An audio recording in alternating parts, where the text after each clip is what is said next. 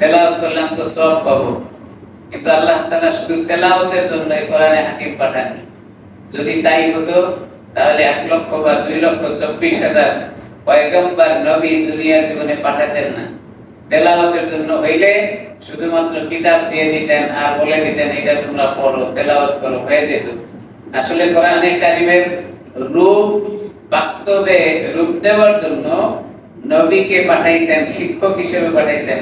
তেলাওয়াতের মাধ্যমেই সমাপ্তি নয়, কোরআনে হাকিমের হুকুম আহকাম বাস্তবে রূপ দেওয়ার জন্য আল্লাহ তাআলা শিক্ষকও পাঠিয়েছেন। এই দুনিয়ার জীবনে আমরা তেলাওয়াত করছি হাজারো মানুষ, কিন্তু কোরআনে কারীম কি বললো কোনোদিনও চিন্তা করিনি। অনেক মানুষ আছে যারা তেলাওয়াতই জানি না, আবার যারা 2-4 জন জানি কি বললো, কি পড়লাম, কি তেলাওয়াত হচ্ছে এটা কোনোদিনও খেয়াল করিনি। সূরা ফাতিহার মতো সূরা নামাজের ভিতরে তেলাওয়াত করি। সূরা ফাতিহার 7টি আয়াত আছে, কোনোদিনও চিন্তা করিনি যে সূরা ফাতিহার 7টি আয়াতে কি বললো। ছোট ছোট সূরা অনেক আছে, সূরা ইখলাস আমরা তেলাওয়াত করি, যেটাকে আমরা কুল আল্লাহ বলি। এই ছোট্ট সূরার ভিতরে কি আছে কোনোদিনও চিন্তা করিনি। সূরা কাউসার তেলাওয়াত করি, ছোট্ট একটি সূরা। কোরআন শরীফের ভিতরে যত সূরা আল্লাহ তাআলা দিয়েছেন 114টি সূরার ভিতরে সবচেয়ে কনিষ্ঠ সূরা হলো সূরা কাউসার, একেবারে ছোট। এই ছোট সূরাটার ভিতরে কি বলেছেন আল্লাহ তাআলা কোনোদিনও চিন্তা করিনি। তেলাওয়াত করছি তো করছি, একে তো তেলাওয়াত শুদ্ধ হলো কিনা জানি না, আবার এই তেলাওয়াতের মধ্যে কি আছে সেটাও কখনো খেয়াল করলাম। কোরআনে হাকিম দুনিয়ার জীবনে বাস্তবে রূপ দেওয়ার জন্য আল্লাহ তাআলা নবী রাসূল প্রেরণ করেছেন। তারা ছিলেন শিক্ষক। রাসূল আকরাম সাল্লাল্লাহু আলাইহি ওয়াসাল্লাম বলেন, বুইস্তু মুআল্লিমা, আমাকে শিক্ষক হিসেবে দুনিয়ার জীবনে প্রেরণ করা হয়েছে। কোন বিষয়ের শিক্ষক? শুধু তেলাওয়াতের ক্ষেত্রে না। যদি তাই হতো রাসূল আকরাম সাল্লাল্লাহু আলাইহি ওয়াসাল্লাম মদিনার জীবনে 10 বছর রাষ্ট্র পরিচালনা করতে গিয়ে 66টা যুদ্ধে তিনি যুদ্ধ করেছেন, তার ভিতরে 23টা যুদ্ধে নিজে অংশগ্রহণ করেছেন। বাকি যুদ্ধগুলোতে সেনাপতি নিযুক্ত করে প্রেরণ করেছিলেন, যুদ্ধ হয়েছে। আমার ভাইরা, এখান থেকে জানা যায় কোরআনে কারীম শুধু তেলাওয়াতের জন্য নবী আসেন নাই, আর তেলাওয়াতের কিতাব হিসেবে আল্লাহ তাআলা প্রেরণ করেছেন। দুনিয়ার জীবনে কোরআনে হাকিম যারা মানবো, বাস্তবে রূপ দেব, আমল করব, তাদের জন্য দুনিয়ার জীবনে সফলতা, আখিরাতের জীবনে আল্লাহ তাআলা নাজাতের ব্যবস্থা করবেন। দুনিয়ার জীবনে তেলাওয়াত করব, হুকুম আহকাম মানব না, বাস্তবে রূপ দেওয়ার জন্য চেষ্টা করব না, কি বলে কোরআনে হাকিম এগুলো আমি আপনাদের সামনে শোনাবো ইনশাআল্লাহ। যে কোরআনে কারীম দুনিয়ার জীবনে মানুষকে বোঝানোর জন্য হাজারো তাফসীর, পৃথিবীতে যতগুলো রাষ্ট্র আছে, যতগুলো ভাষা আছে, ম্যাক্সিমাম ভাষায় কোরআনে কারীমের তাফসীর হয়েছে। ম্যাক্সিমাম ভাষাতে কোরআনে কারীমের তাফসীর হয়েছে, যেন সব মানুষ কোরআনে হাকিম বুঝতে পারেন কি বলে, আল্লাহ তাআলা এই কিতাবটা কেন দিয়েছেন, এই হুকুম আহকাম কি, এজন্য সকল ভাষায় রূপান্তর করা হয়েছে এবং তাফসীর করা হয়েছে।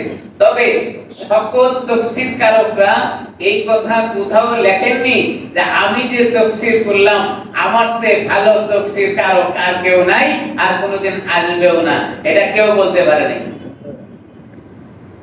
কোন তাফসীরকারক তাফসীর লেখার পরে এই কথা কেউ বলতে পারে নাই যে আমারটা স্বয়ং সম্পূর্ণ, এর চেয়ে ভালো তাফসীরকারক আর কেউ নাই, আর কিয়ামত পর্যন্ত কেউ তাফসীরকারক আসবেও না, এমন কথা কেউ বলতে পারেনি। কেন বলতে পারে নাই? কোরআনে কারীমে প্রমাণ করেছে বলতে পারে নাই কেন। আল্লাহ তাআলা শোনান, قُل لَّوْ كَانَ الْبَحْرُ مِدَادًا لِّكَلِمَاتِ رَبِّي لَنَفِدَ الْبَحْرُ قَبْلَ أَن تَنفَدَ كَلِمَاتُ رَبِّي وَلَوْ جِئْنَا بِمِثْلِهِ مَدَدًا।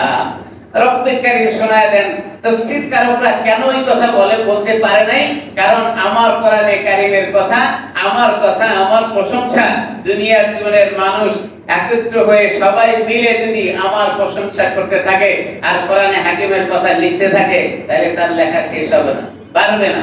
কথা আল্লাহ তাআলা কোরআনে হাকিমে বলে, কি বলেন?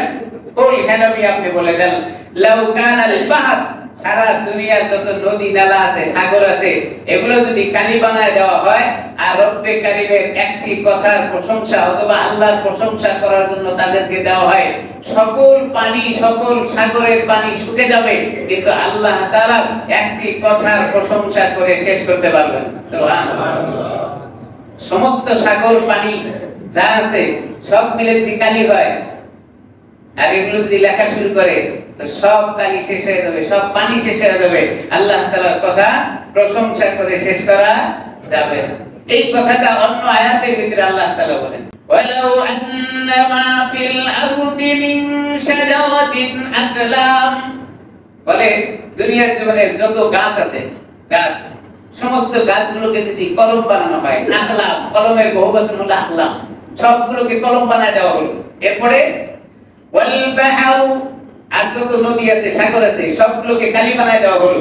কালি বানায় দেওয়ার পরে শুধু নদী না, কোরআনে আল্লাহ তাআলা আরো বাড়ায় বলেন, কি বলেন, সাবআতু আবহুরিন, সাতটা সাগরকে, সাতটা সমুদ্রকে যদি এক জায়গায় জমা করে এই পানিগুলোকে কালি বানায় দেওয়া হয়, এরপরে লিখতে যদি দেওয়া হয় মানুষকে, তো লিখতে লিখতে কলমগুলো শেষ হয়ে যাবে আর কালিগুলো শেষ হয়ে যাবে, কিন্তু আল্লাহ তাআলা একটি কথা প্রশংসা করা শেষ হবে না। সুবহানাল্লাহ।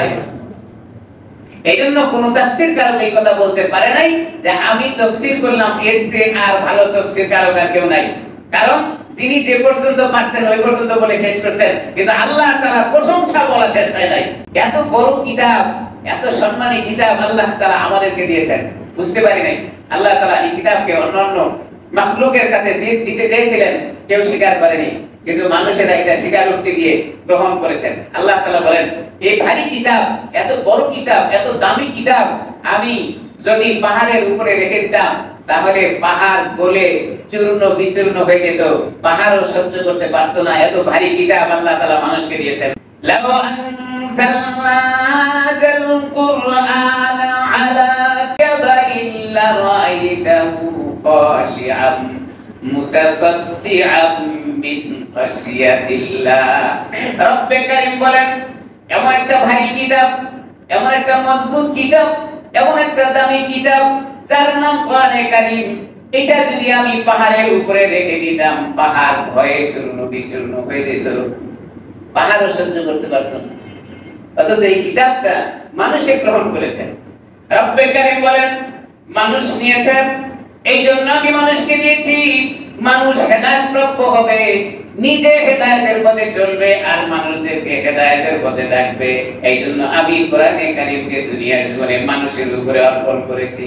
তাই মানুষ হেদায়েত পাবে, এই জন্য আল্লাহ তাআলা কোরআনে কারীম দিয়েছেন। হেদায়েতের বস্তু, হেদায়েতের মূল চাবিকাঠি কোরআনে কারীম। আল্লাহ তাআলা এই কথা শোনায় দেন যে যদি আমি পাহাড়ের উপরে রাখতাম পাহাড় গলে যেত। এত ভারী কিতাব, এত দামি কিতাব, এই কোরআনে কারীমকে যারা অবজ্ঞা করবে, যারা এই কোরআনে কারীমের হুকুম আহকাম মানবে না, কিয়ামতে রাসূল আকরাম সাল্লাল্লাহু আলাইহি সাল্লাম নিজে বাদী হবেন আর মানুষেরা বিবাদী হবে। মানুষদের বিপক্ষে আল্লাহর রাসূল আল্লাহ তাআলার কাছে মামলা করবেন। যদি নাজিল হয়েছে রাসূলের উপরে, আর সেই রাসূল যদি আমাদের জন্য আল্লাহ তাআলার সামনে বাদী হয়ে মামলা করেন, আপনি যাবেন কোথায়? রাসূল নিজে মামলা করবেন।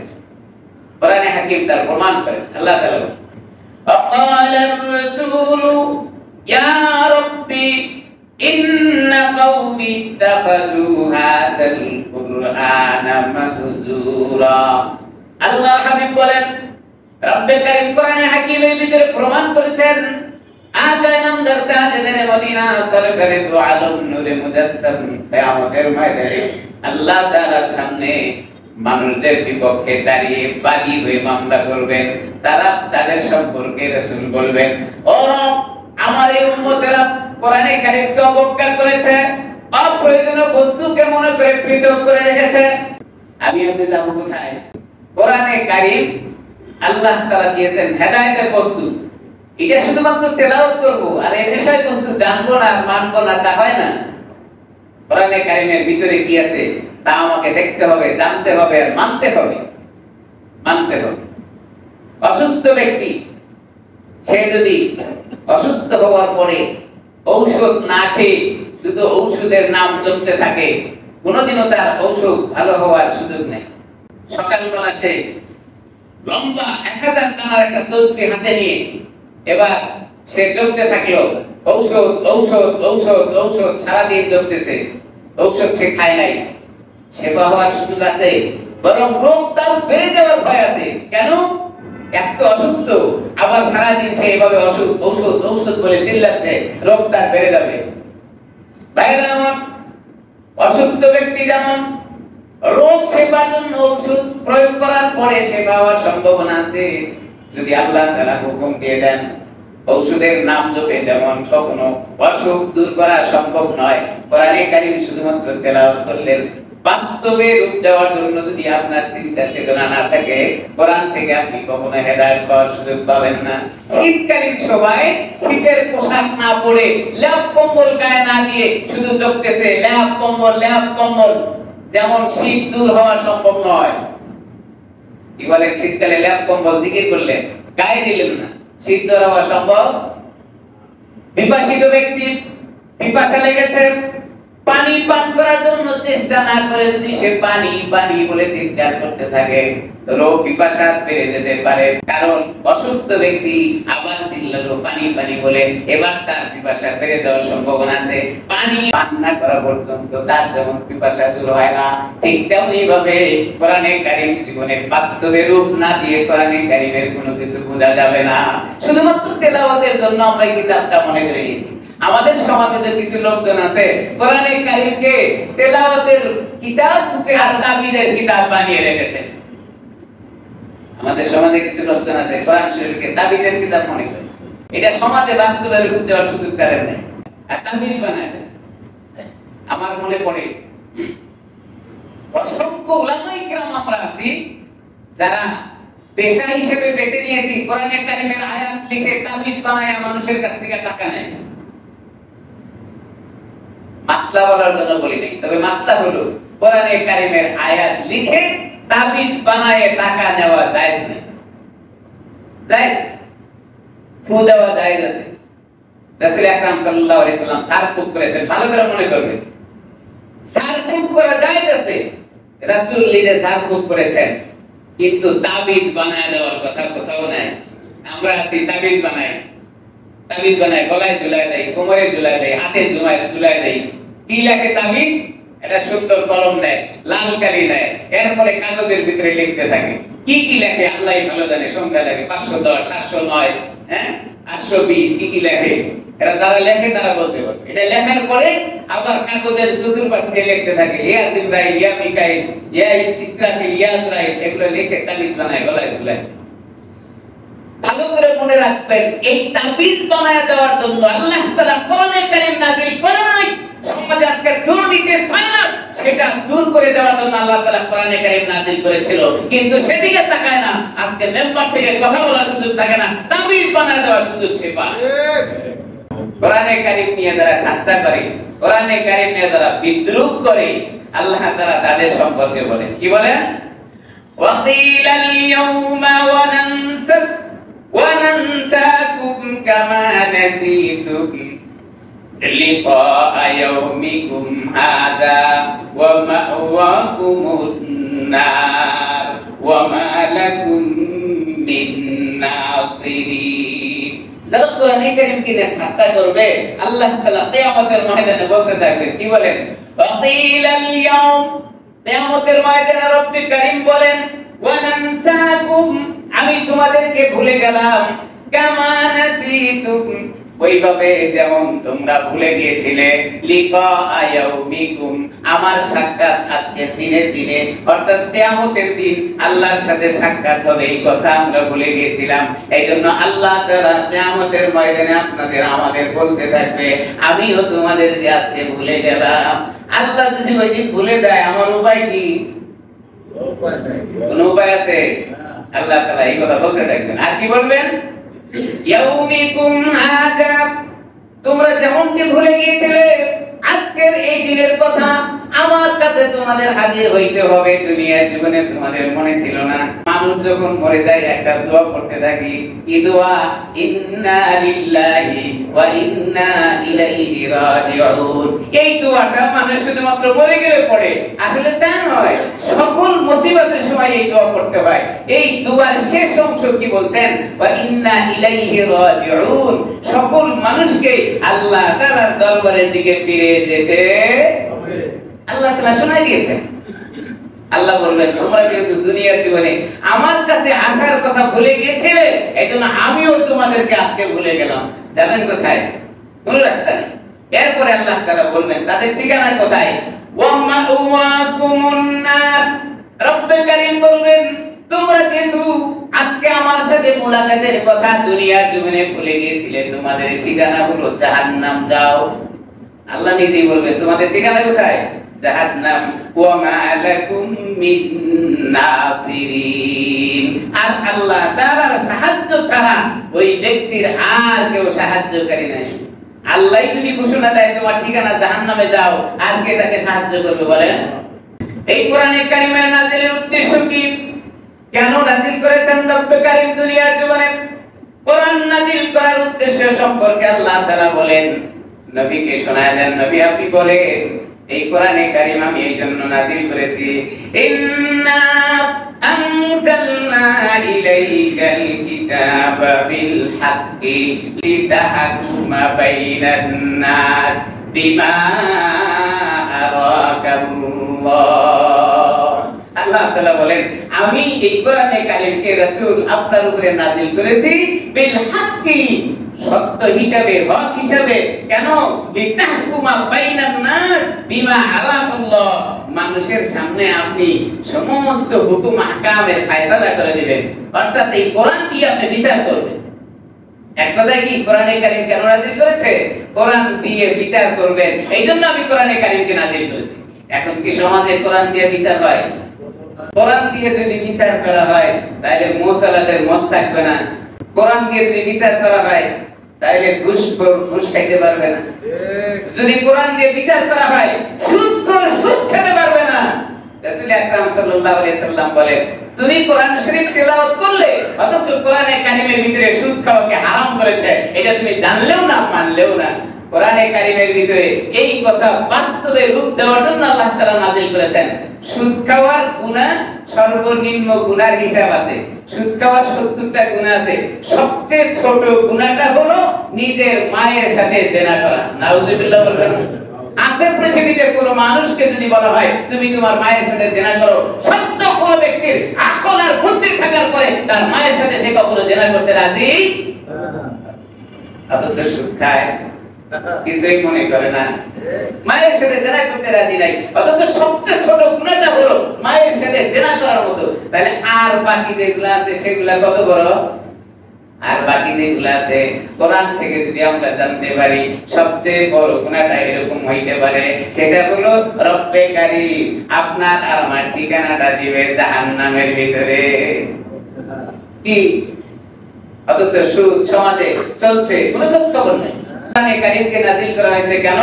মানুষের সামনে বিচার ফায়সালা করার জন্য। কোরআনে হাকিম মানুষের সামনে বিচার ফায়সালার কিতাব হিসেবে আল্লাহ তাআলা দিয়েছেন। মানুষের উপরে হুকুম চলবে কার? আল্লাহ তাআলা। মানুষের উপর হুকুম কার চলবে? আল্লাহ তাআলা। এখন মানুষের উপরে আল্লাহ তাআলার হুকুম আর চলে না, চালাইতে পারে না। আল্লাহ লাহুল খালক, সমস্ত সৃষ্টি যেহেতু আল্লাহ তাআলা, আর বিচার চলবে ওয়াল আমকা আল্লাহ। সৃষ্টি আল্লাহ তাআলা করেছেন, হুকুম আল্লাহ তাআলা করেছেন। আমার ভাইরা সহজে আমরা বুঝবো, একটি ছোট্ট বাইক যে তৈরি করেছে তার নির্দেশনা অনুসারে যদি না চালানো হয় তাহলে যেমন দুনিয়ার জীবনে মানুষ অ্যাক্সিডেন্ট বা দুর্ঘটনায় পড়তে পারে, ঠিক তদ্রূপ ভাবে আল্লাহ তাআলার সৃষ্টির ভিতরে আল্লাহ সৃষ্টি করেছেন, আল্লাহ বিধান দিয়েছেন। সৃষ্টি করার পরে বিধান আল্লাহ তাআলা মানতে হবে। যদি তা না মানি দুনিয়ার জীবনে ক্ষতিগ্রস্ত হয়ে যাব, আখিরাতেও আমি ক্ষতিগ্রস্ত। তাহলে কোরআন শরীফ দুনিয়া দিয়েছে মানুষের সামনে আল্লাহ তাআলা বিচার করবে। কোরআন রাসূল দুনিয়াতে কেন আগমন করেছেন? কোরআন শরীফ নিয়ে আসছে। কোরআন শরীফ মানুষের সামনে বলবেন আর বিচার ফায়সালা করবেন, এটা বুঝিয়ে দেওয়ার জন্য রাসূলকে আল্লাহ তাআলা প্রেরণ করেছেন। একমাত্র উদ্দেশ্য হলো রাসূলকে দুনিয়াতে পাঠানো হয়েছে দ্বীন বিজয় করে দেওয়ার জন্য। আল্লাহ কোরআনে হাকিমের ভিতরে প্রমাণ করেছেন, হুয়াল্লাযী আরসালা রাসূলাহু বিল হুদা ওয়া দীনিল হাক্কি লিইয়ুযহিরাহু আলাদ দীনি কুল্লি ওয়া কাফা বিল্লাহি শাহীদা।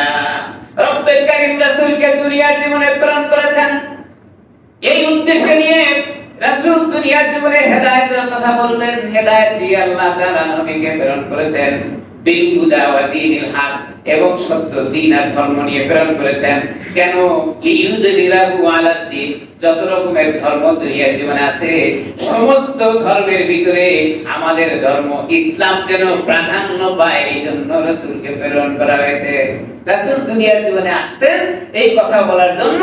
দুনিয়াতে যত ধর্মের কথা আমরা শুনে থাকি সমস্ত ধর্মের ভিতরে আমাদের ধর্ম যেন প্রায়োরিটি পায়, প্রাধান্য পায়, এই জন্য রাসূলকে আল্লাহ তাআলা দুনিয়াতে প্রেরণ করেছেন। হুয়াল্লাযী আরসালা রাসূলাহু বিল হুদা ওয়া দীনিল হক লিইউযহিরাহু আলাদ দীনি কুল্লি ওয়া কাফা বিল্লাহি শাহীদা। আর আল্লাহ তাআলাই যথেষ্ট সাক্ষী হওয়ার জন্য, আর কিছু প্রমাণ লাগে না। আল্লাহ তাআলাই সাক্ষী, আর আল্লাহর সাক্ষী যথেষ্ট। আল্লাহ যদি সাক্ষী হয়ে আমার বিপক্ষে দাঁড়িয়ে যায়, আল্লাহ যদি আমার জন্য ঘোষণা করে জাহান্নাম, আর কে সাক্ষী দিয়ে, কে ওকালতি করে আমাকে জাহান্নাম থেকে বাঁচিয়ে জান্নাতে দিবে? আর কেউ। কাফা বিল্লাহি শাহীদা, আল্লাহ সাক্ষী যথেষ্ট। এই যে দ্বীনে হক, এই কথা কি শুধু রাসূলের জিম্মাদারিতে আছে? না, আল্লাহ তাআলা বলেন দুনিয়ার জীবনে যত নবীদেরকে আমি প্রেরণ করেছি সমস্ত নবীদেরকে এই দায়িত্ব দিয়ে প্রেরণ করেছি, তারা দুনিয়ার জীবনে হেদায়েতের কথা শোনাবে। শুধু রাসূলের উপরে দায়িত্ব তা নয়।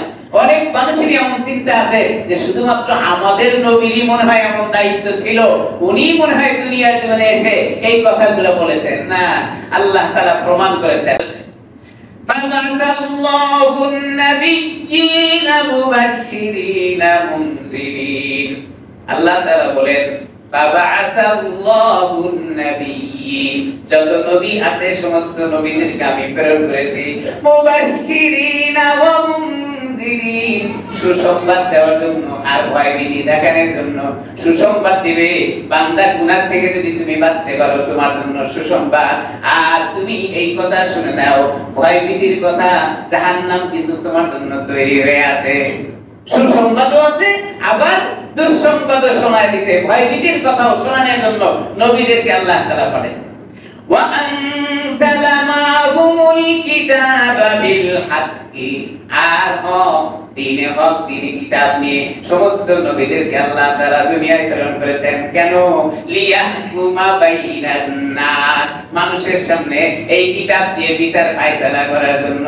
তাহলে বোঝা গেল শুধু কোরআনে কারিমে বিচার ফায়সালা করার জন্য আসছে তা নয়, যত কিতাব দুনিয়ার জীবনে প্রেরণ করা হয়েছে নবীদেরকে তার বিচার ফায়সালা করার জন্য সাথে পাঠানো হয়েছে। কোরআন দিয়ে শুধু ফায়সালা করবে তা না। হযরত মুসা আলাইহিস সালামকে প্রেরণ করা হয়েছিল তার উপরে কিতাব দিয়ে। হযরত ঈসা আলাইহিস সালামকে দুনিয়ার জীবনে প্রেরণ করা হয়েছিল তার উপরে আলাদা কিতাব দিয়ে। আমাদের নবী আগায় নামদার তাজদার মদিনা সরকারে তো আলম নূরে মুজাসসামকে আমাদের নবী দুনিয়ার জীবনে প্রেরণ করা হয়েছে আমাদের কিতাব দিয়ে। তার নাম হলো কোরআনে হাকিম। কেন? লিয়াহকুমা বাইনান নাস, মানুষের সামনে বিচার ফায়সালা করতে থাকবে কিতাব দিয়া। ফীমা তালাফু ফী, তাদের মধ্যে যে সমস্ত দ্বন্দ্ব কলহ হয়ে যায় এগুলো নিয়ে, যত রকমের ফিতনা আছে, যত রকমের কলহ আছে, যত রকমের বিপদ আছে, সকল কিছুর ফায়সালা বিচার করবে কোরআনে হাকিম সামনে রেখে। আজকে তো বিচার কাছে আমাদের ওখানে যাওয়ারই সুযোগ নেই। বিচার করে সবাই তার নিজের মন গড়া। অথচ কোরআনে হাকিমকে আল্লাহ তাআলা দিয়েছিলেন বিচার ফায়সালা করার জন্য। নবীদের উপরে নির্দেশ দেওয়া হয়েছে, ও নবী আপনি দুনিয়ার জীবনে মানুষদেরকে লাভের কথা বলেন। যদি এই কথা বলেন তারা মানলে তাদের লাভ হবে, আর যদি না মানে তাহলে তাদের ক্ষতি হবে। কোরআনে হাকিম প্রমাণ করেছে। বলিয়া আইয়ুহান নাস, ও নবী আপনি মানুষদেরকে বলেন, ইয়া আইয়ুহান নাস, হে লোক সকল, জাআকুমুল হক, আমি সত্য কিতাব নিয়ে তোমাদের সামনে আগমন করেছি। মির রাব্বিকুম, আল্লাহর পক্ষ থেকে। এই কথা কোরআনে হাকিম প্রমাণ করেন। কোরআন বলেন, ও নবী আপনি বলে দেন মানুষের সামনে যে দ্বীনি হক, দ্বীনি কিতাব নিয়ে তোমাদের সামনে প্রেরণ হয়েছি। কার পক্ষ থেকে? মির রাব্বিহিম, আল্লাহর পক্ষ থেকে। এই কথা আল্লাহ তাআলা শোনালেন। কেন? ফামানি হিদাদা ফাইন্নামা ইয়াহতাদি লিনাফসি, যদি তুমি এই কিতাবের কথা শুনে মানো চলো তাহলে তুমি নিজের নফসকে বাঁচাইলা, অর্থাৎ তুমি হেদায়েত প্রাপ্ত হয়ে গেলা। ওয়া মান দাল্লা, আর যে ব্যক্তি কিতাব মানবে না, কিতাবের অনুসরণ করবে না, কিতাব দিয়ে তার জীবনটা চালাবে না, ওয়া মান দাল্লা, সে ব্যক্তি গোমরা হয়ে যাবে। ফাইন্নামা ইয়াদিল্লু আলাইহা, গোমরাহি তার জন্য দেওয়া হয়েছে, কারণ কিতাব মানলে হেদায়েত পাবে, কিতাব না মানলে সে গোমরাহি পাবে। এটা আল্লাহ তাআলার কথা। কোরআনের আইন দিয়ে যদি মানুষ সমাজ পরিচালনা না করে, দেশ পরিচালনা না করে, রাষ্ট্র পরিচালনা না করে, বিচার ফায়সালা না করে, তাহলে তাদেরকে আল্লাহ তাআলা কি বলেছেন? আমি বলবো না, কোরআন বলেছে। কোরআনের আইন যদি সমাজে কেউ চালু করতে না চায়, তাদের ব্যাপারে আল্লাহ তাআলা কি বলেন? কোরআন প্রমাণ করে, ওয়া মান লাম ইয়াহকুম বিমা আনজালাল্লাহু ফাউলাইকা হুমুল কাফিরুন। যারা কোরআনে কারীম সামনে পাইলো অথচ সেটা দিয়ে বিচার ফায়সালা করলো না, যত বিচার করে তাদের মন খারাপ করে, কোরআন দিয়ে যদি বিচার ফায়সালা না করে, আল্লাহর ভাষায় তাদেরকে কাফের ফতোয়া দেওয়া হয়েছে। আমি বলি নাই। বিচার ফায়সালা করার সময় কোরআনকে সামনে রাখতে হবে, যদি না রাখে আল্লাহ বলেন ওমান, যে ব্যক্তি লাম ইয়াহকুম, বিচার ফায়সালা করে না, বিমা আনসালাল্লাহ, যা কিছু নাযিল করা হয়েছে আল্লাহর পক্ষ থেকে, ফাউলাইকা হুমুল কাফিরুন, অবশ্যই তারা কাফের। ওয়ামান লাম ইয়াহকুম বিমা আনসালাল্লাহু ফাউলাইকা হুমুজ জালিমুন, যারা বিচার ফায়সালা কোরআন থেকে করবে না তারা জালেম। আবার আরেক জায়গায় বলেন ওয়ামান লাম ইয়াহকুম বিমা আনজালাল্লাহু ফাউলাইকা হুমুল ফাসিকুন। কাফেরও বলছেন, জালেমও বলছেন, আবার ফাসিকও বলছেন। তাহলে আমরা যারা কোরআনকে সামনে রেখে বিচার ফায়সালা করি না, ওই কাতারে আমাদের নাম, কোনো উপায় নেই। কোরআনের আইন সমাজে চালু না থাকার কারণে মানুষের পেশাবও নিরাপদ নয়। কোরআনের আইন সমাজে চালু না থাকার কারণে মানুষ যে পেশাব করে, এই পেশাবের নিরাপত্তা নেই।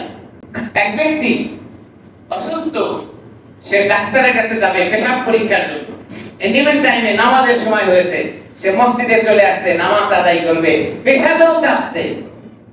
তো চিন্তা করলেন মসজিদ পবিত্র জায়গা, এখানে তো পেশাব করা যায় না।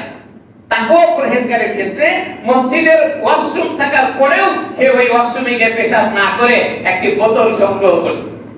বোতল সংগ্রহ করে বোতলের ভিতরে সে পেশাব করে এই বোতলটা এক জায়গায় রেখে এরপরে নামাজে দাঁড়ায় গেছে। তো পেশাব করার পরে পেশাব বোতলে রেখে দিয়েছে। আরেক ব্যক্তি পিছনের থেকে এসে দেখছে পেশাব তো একটু হলুদ হলুদ হয়, একটু লাল লাল হয়, ভাবছে যে সরিষার তেল হবে, এটা মনে করে সে ওই জায়গা থেকে বোতল নিয়ে তার ব্যাগে রেখে দিয়েছে। এখন নামাজের পরে নামাজ পড়ে নামাজ শেষ করে পিছনে যায় দেখে তার বোতল নেই। সরে এবার পেশাব চুরি করে নিয়ে বাড়ির দিকে চলে গেছেন, মহা খুশি। কেন? ধরেন 1 লিটার বোতলের মধ্যে যদি সে পেশাব করে থাকে তাহলে 1 লিটার সরিষার তেল পাই। মনে মনে ভাবতেছে 200 টাকা লিটার তেল, 200 টাকা তো আমার ইনকাম। কোরআনের আইন না থাকার কারণে মানুষের পেশাবও নিরাপদ। রব্বে কারীম কোরআনে হাকিমের ভিতরে বলেন, আমি দুনিয়ার জীবনে কোরআনকে নাযিল করেছে এই উদ্দেশ্যে মানুষের সামনে বিচার ফায়সালা করবে কোরআন দিয়ে। যারা কোরআন দিয়ে বিচার ফায়সালা করবে না, ওয়াল্লাম ইয়াহকুম বিমা আনসালাল্লাহু ফাউলাইকা হুমুল কাফিরুন। আপনি আমি রাগ হওয়ার কিছুই নাই, কারণ কোরআন প্রমাণ করেছে যদি কোরআনে কারীমের আইন সামনে রেখে বিচার ফায়সালা না করে তাদের হুকুম বলে। আমাদের সমাজে এক শ্রেণীর লোকজন আছে, কিছু বললেই বলে হুজুর মনে হয় রাজনীতি করে, না হলে এগুলো বলে কেন? আবার তাদের মুখ থেকে জানা যায় রাজনীতি আর ধর্ম এক জিনিস না। হুজুর আপনি মসজিদের মেম্বারে বসে রাজনীতির কথা বলবেন কেন? এদের মুখ থেকে জানা যায় ধর্ম আর রাজনীতি এক নয়। না বোঝার কারণে বলে। আসলে ধর্ম আর রাজনীতি কাকে বলে এটা বুঝতে হবে। কোরআনে কারিমের ভিতরে রাজনীতির কথা আছে, কারণ আল্লাহ তাআলা কোরআনকে নাযিল করেছেন রাজনীতি করার জন্য। রাজনীতি মানে সমাজের নোংরা রাজনীতি না, আল্লাহর দ্বীন দুনিয়ার জীবনে বাস্তবায়ন করার জন্য কোরআনের আইন সমাজে চালু করতে হবে। এই জন্য আল্লাহ তাআলা কোরআন শরীফ দিয়েছেন। এটা নাম রাজনীতি। কোরআনে হাকিমের ভিতরে রাজনীতির কথা আছে, কোরআনে কারিমের ভিতরে অর্থনীতির কথা আছে, সমাজে সমাজ কিভাবে চলবে সমাজনীতির কথা আছে। আপনি কি কোরআন দিয়ে সমাজ পরিচালনা করেন? সমাজের দুর্নীতি থাকতে পারে না, চুরি থাকতে পারে না, জেনা থাকতে পারে না, মিথ্যা ঘুষ দুর্নীতি চলতে পারে না। এই জন্য আল্লাহ তাআলা কোরআনে কারীমকে দিয়েছেন দুনিয়ার জীবনে। তাহলে কোরআনে কারীমের ভিতরে রাজনীতি পাওয়া গেল, অর্থনীতি পাওয়া গেল। আপনি অর্থনীতি যদি কোরআন থেকে না নেন তাহলে তো সুদের ব্যবসা করতে আপনার জন্য সহজ হয়। আমাদের দেশে সুদ চলে, কিন্তু কোরআনের ব্যবসা যেভাবে প্রয়োগ করার কথা বলছে এইভাবে চলে না, এইভাবে চলে না। টাকা দিয়ে টাকা নেওয়াটা খুব সহজ, কিন্তু টাকা দিয়ে মাল কিনে ব্যবসা করা এটা খুব কঠিন মনে হয়। এজন্য কোরআনের আইন বাস্তবায়ন যতদিন পর্যন্ত না হবে কোন জায়গায় শান্তি তালাশ করে পাওয়া যাবে না। আমরা কি বলি এক শ্রেণীর লোকজন বলি যে ধর্ম আর রাজনীতি আলাদা। এরা আবার বলে আমরা ধর্ম নিরপেক্ষতায় আছি। ধর্ম নিরপেক্ষ মানে তারা মানে ধর্মের সাথে নাই, রাজনীতি করে। ধর্ম নিরপেক্ষ সম্পর্কে আল্লাহ তাআলা কোরআনে কিছু বলছেন কিনা, আমরা যে শব্দটা ব্যবহার করি এই সম্পর্কে আল্লাহ তাআলা কোরআনে কিছু বলেছেন কিনা, ধর্ম নিরপেক্ষ যারা মানে। আল্লাহ তাআলা শোনান, আলাম তারা ইলাল্লাযীনা ইয়াজউমুনা আন্নাহুম আমানু বিমা উনজিলা ইলাইকা ওয়া মা উনজিলা মিন ক্বাবলিক। ধর্ম নিরপেক্ষবাদীরা কয় যে আমরা তো ধর্ম মানি, আমরা ঈমান এনেছি কোরআন শরীফের উপরেও, আর আগে যত কিতাব গেছে সমস্ত কিতাবের উপরে আমরা ঈমান এনেছি। তাহলে তো আমরা ইসলাম মানি, আমরা তো ধর্ম মানি, আমরা আল্লাহ তাআলাকে মানি। মানলাম না কোথায়? মানলো না কোথায়? রাসূলের উপরে আল্লাহ তাআলা শোনায় দেন, আলাম তারা, ও নবী আপনি কি দেখেননি, ইলাল্লাযীনা ইয়াজউমুনা আন্নাহুম আমানু বিমা উনজিলা ইলাইকা ওয়া মা উনজিলা মিন ক্বাবলিক। ও নবী আপনার সামনে কিছু লোকজন বলবে আমরা তো ইসলাম মানি, কোরআন মানি, আপনার আগে যত কিতাব আছে সব কিতাবগুলো তো আমরা মানি। আপনার সামনে তারা বলতে থাকবে সমস্যা কোথায়? এরা তো ইসলাম মানে, এরা তো কোরআন মানে, আগের কিতাবগুলো তারা মানছে, তাহলে সমস্যা কোথায়? ধর্ম নিরপেক্ষ হলো কিভাবে? সমস্যা হলো এক জায়গায়, সেটাও আল্লাহ তাআলা 1500 বছর আগে কোরআনে কারিমের ভিতরে লিপিবদ্ধ করে রেখে দিয়েছেন। কি বলেন? ইউরিদুনা আইয়াতাহাকামু ইলা তাগুত। তারা কোরআন মানে, আগের কিতাবগুলো মানে, কিন্তু বিচার ফায়সালা করার সময় তাগুতের পিছনে দৌড়ায়। তারা তাগুতের পিছনে দৌড়ায়। তাগুত কাকে বলে?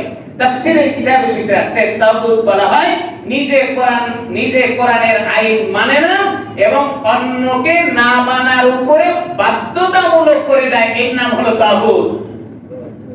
বুঝাইতে পারছি কিনা জানি না। নিজে আল্লাহর আইন মানে না, আবার অন্যকে না মানার উপরে বাধ্যতামূলক করে, মানতে পারবি না, এর নাম হলো তাগুত।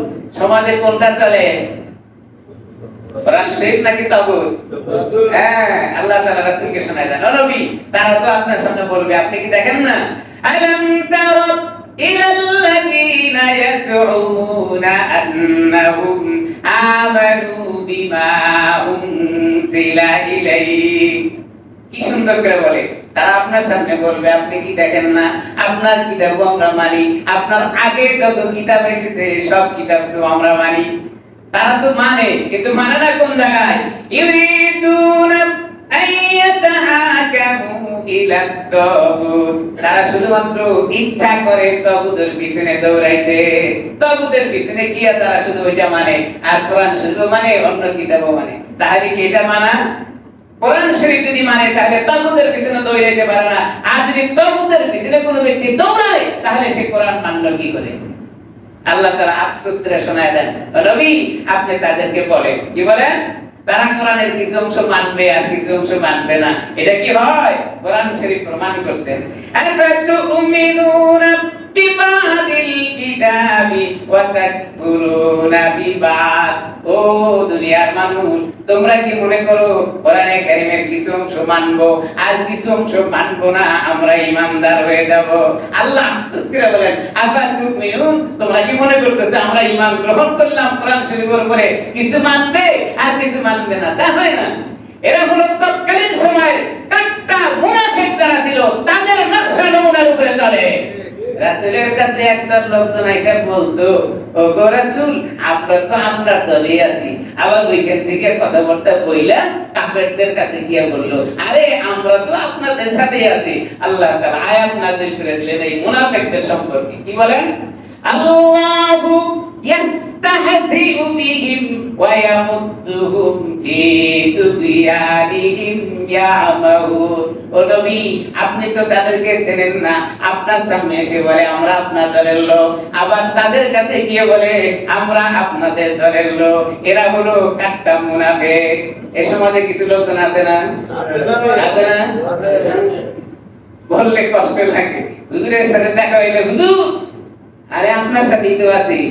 আবার হুজুর থেকে আলাদা হইয়া কমিটির সাথে দেখা হয়, আরে এটা কোন হুজুর হলো নাকি? আছে না সমাজের এগুলো? আসতে বলেন কেন, ভয় পান নাকি? হুজুরের সাথে কালে দিলেন নেই, বাইরে হয়ে যায়, আরে এটা কোন হুজুর হলো নাকি? কেরাতি তো ঠিক মতো করতে না, কি বয়ান করে? আছে সমাজে এগুলা? এগুলাকে আল্লাহ তাআলা কি বলছেন? এগুলাকে কি বলছেন? মুনাফিক। মুনাফিক রাসূলের জামানাও ছিল, এখনো আছে। যতদিন পর্যন্ত এই সিফাত পরিবর্তন না হবে, সারা জিন্দেগি ভর আপনি সেজদা দিয়ে কপাল ক্ষয় করে দেন, এক বিন্দু পরিমাণ সওয়াব আপনার আমলনামায় হবে না। ছেড়ে দেন এই আমল, কি লাভটা হবে বলেন তো? আপনি হুজুরের সাথে তেলে দিলে মিলা কমিটির কাছে গিয়ে বললেন, আরে এটা কোনো হুজুর হলো না, বাদ দিয়ে দেন। আপনার লাভটা কি? আপনি কি পারবেন ইমামতি করা? যদি আপনি পারতেন তাহলে না এটা বললে লাভ আছে? আমি ইমামকে সরায় দিয়ে, মুয়াজ্জিনকে সরায় দিয়ে আমি মুয়াজ্জিন হব, আমি খতিব হব, তাহলে না আপনি মানায় একদিন দাঁড় করে দিলে দেখা যাবে। আমি তো মনে মনে ভাবতেছি যে ফজরের নামাজের পরে প্রতিদিন একটা করে সূরা, একটা করে দোয়া আপনাদের কাছ থেকে শুনবো। আবার কমে দেখেন না, কমে যাওয়ার কিছু নাই, না পারলে শিখাই দেব।